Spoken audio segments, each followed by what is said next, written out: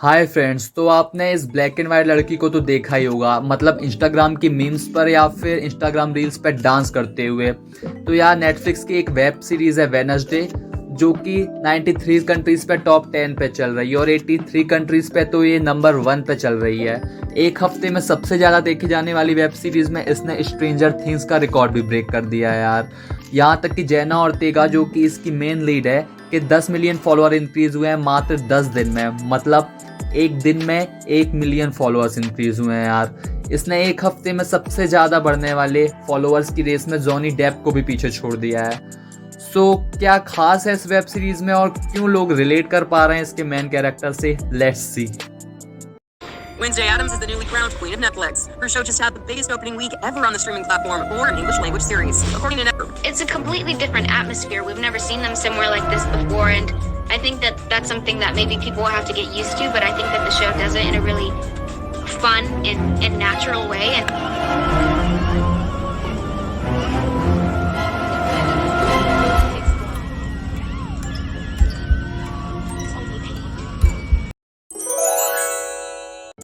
सो Wednesday एक horror, supernatural और एक कॉमेडी सीरीज है, जिसकी शुरुआत कुछ यूं होती है कि वेडनेसडे अपने भाई को लॉकर रूम में बंद पाती है। फिर उसे टच करके उसे कुछ विजन्स आते हैं, साइकिक विजन, जिसमें वो भाई के बुलीज को देखती है, फिर उनसे बदला लेती है उन पर जानलेवा हमला करके। देन उसके परेशान माँ बाप उसको नेवरमोर अकेडमी में भेज देते हैं, जो होती है आउटकास्ट के लिए। और वो सोचते हैं इसके बाद वेडनेसडे का बिहेवियर चेंज हो जाएगा, जो कि बहुत ही डार्क है। वो वेडनेसडे पर नज़र रखने के लिए एक हाथ जैसे क्रिएचर को भी भेजते हैं, जो बाद में वेडनेसडे के साथ ही हो जाता है। सो देखना यह है कि वेडनेसडे का बिहेवियर क्या नॉर्मल हो पाता है या फिर वो पूरी अकेडमी को अब नॉर्मल कर देती है। सो दुनिया भर के इंट्रोवर्ट्स को तो वेडनेसडे कैरेक्टर वैसे ही पसंद आने लगा कि एक इंट्रोवर्ट कैरेक्टर को भी इतना स्ट्रॉन्ग दिखाया जा रहा है। कुछ लोगों को एनेट का कैरेक्टर वेडनेसडे से ज़्यादा पसंद आ रहा है, जो कि एक वेयरवॉल्फ स्टूडेंट है और वेडनेसडे की यहाँ पे पहली फ्रेंड भी, जिसका कैरेक्टर वेडनेसडे से बिल्कुल अलग है, बट फिर भी ये लोग दोस्त बनते हैं। ये वेडनेसडे को कंफर्टेबल फील कराती है हर सिचुएशन में। कुछ लोग यहाँ पर रोमांटिक एंगल्स की थ्योरी भी बना रहे हैं और शायद आगे के सीजन में इनके बीच एक रोमांटिक एंगल भी दिखाया जाए। वैसे हर वेडनेसडे के लिए एक एनेट जैसी फ्रेंड तो होनी चाहिए।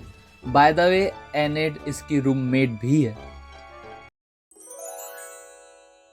सो पहले ही दिन से वेडनेसडे के अजीब बिहेवियर के कारण वहाँ के सब लोग उसको जज करने लगते हैं। पर क्लास का वो पहला फाइट सीन हो या फिर पहली क्लास में उसका प्लान्स के बारे में ज्ञान देखकर वो टीचर से लेके सबकी नज़रों में आ जाती है, जिसकी वजह से पॉपुलर किड, खासकर बियंका जो कि सबसे ज़्यादा पॉपुलर है, उसको जलन होने लगती है, क्योंकि उसका एक्स भी अब वेडनेसडे से फ्रेंडशिप करना चाहता है। तो वेडनेसडे को नॉर्मल चीज़ें बिल्कुल भी पसंद नहीं है। उसे नेवरमोर भी बोरिंग लगने लगता है, वो भागने का भी सोच रही होती है। पर उसकी मुलाकात होती है एक मॉन्स्टर से, जो नेवरमोर में बहुत दिनों से घूम रहा होता है। वो बहुत ख़तरनाक है और उसके पहले विजन्स में भी आ चुका है। इसके अलावा उसको कई साइकिक विजन आने लगते हैं, जो उसे कभी पास्ट के बारे में बताते हैं तो कभी कभी फ्यूचर के बारे में। इन सब के अलावा उसका पापा का एक पुराना केस, जो कि मर्डर केस होता है, वो भी सामने आता है। सो वेडनेसडे समझ जाती है कि इन तीनों बातों में कोई ना कोई तो कनेक्शन है, तो वो नेवरमोर में रुक जाती है इस मिस्ट्री को सुलझाने के लिए, और दर्शकों को अच्छी खासी स्टोरी लाइन देखने को मिलती है। वेडनेसडे बहुत ही इमोशनलेस दिखने की कोशिश करती है, पर वो अपनी फैमिली की बहुत केयर करती है।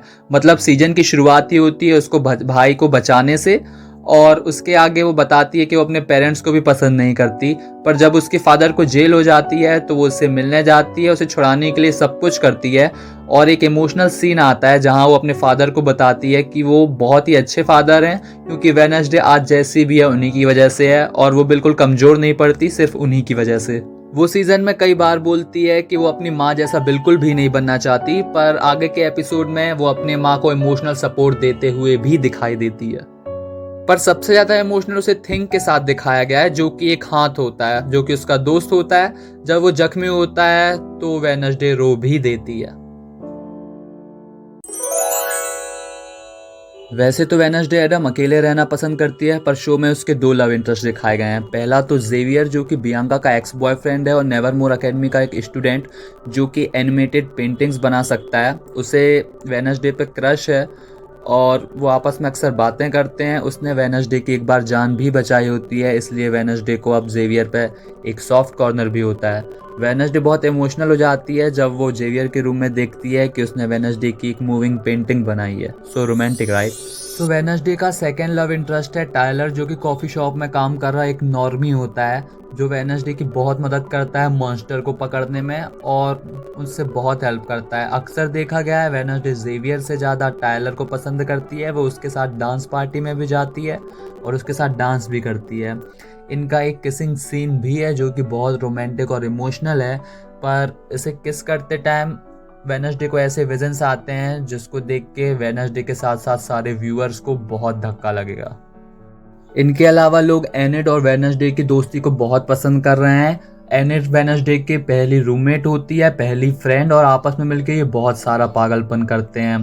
पर लास्ट के कुछ मोमेंट्स में ये लोग आपस में बहुत इमोशनल हो जाते हैं। फैंस की बहुत सारी थ्योरीज बन रही हैं जहाँ पे वो इन दोनों को एज अ रोमांटिक पार्टनर देख रहे हैं और शायद आने वाले सीजन में इन लोगों के बीच एक रोमांटिक एंगल भी देखने को मिले। वेडनेसडे का डार्क कैरेक्टर पूरी दुनिया में छा चुका है। मतलब एक टीनेज गर्ल जो कि इंट्रोवर्टेड है, जिसे लोगों की राय से फर्क नहीं पड़ता, पर वो कभी भी हार नहीं मानना चाहती, वो हमेशा स्ट्रॉन्ग दिखना चाहती है। और बाद में उसका वो डांस जो कि आज टिकटॉक पे और इंस्टाग्राम रील्स पे बहुत ज़्यादा छा चुका है, लोग इसके दीवाने हो चुके हैं। आप रेडिट पे इस 23 साल के लड़के की पोस्ट देख सकते हो जहां वो कह रहा है कि उसे सीरीज देखने के बाद खाना पीना कुछ भी अच्छा नहीं लग रहा, वो अंदर से बस रोना चाहता है और उसे लगता है कि उसे वेडनेसडे पे क्रश आ चुका है। सीजन के लास्ट में दिखाया जाता है कि वेडनेसडे वैकेशंस पे जाने से पहले जेवियर से मिलती है और जेवियर उसको एक गिफ्ट देता है जिसमें एक मोबाइल फ़ोन होता है। जेवियर उसे बताता है कि मोबाइल में जेवियर का नंबर पहले ही से सेव है और वो जानता है कि वेडनेसडे उससे कॉल पे बात तो कभी नहीं करने वाली, तो उसे एटलीस्ट मैसेजेस पे बात कर लिया करे। जब वेडनेसडे अपने घर जा रही होती है तो गाड़ी में उसे अननोन नंबर से कुछ मैसेजेस आते हैं जिसमें उसे किसी ने उसकी फ़ोटोज़ जो कि टायलर के साथ और जेवियर के साथ होती हैं, जो कि किसी ने चोरी से खींची थी, वो सेंड की हुई होती हैं और उसके साथ एक मैसेज भी, आई एम वॉचिंग यू। सो ये छोटी सी सीन और ये छोटी सी बात सेकेंड सीज़न का इंतज़ार कराने के लिए काफ़ी है। तो इसी के साथ हमारे वीडियो की एंडिंग भी हो गई है। तो अगर आपको वीडियो पसंद आया हो तो सपोर्ट करो लाइक सब्सक्राइब कमेंट करके, ताकि जब मैं बड़ा यूट्यूबर बन जाऊं तो आप ये कह सको हमने इसे तब सपोर्ट किया था जब इसके 140 सब्सक्राइबर्स थे। तब तक के लिए थैंक्स फॉर वॉचिंग।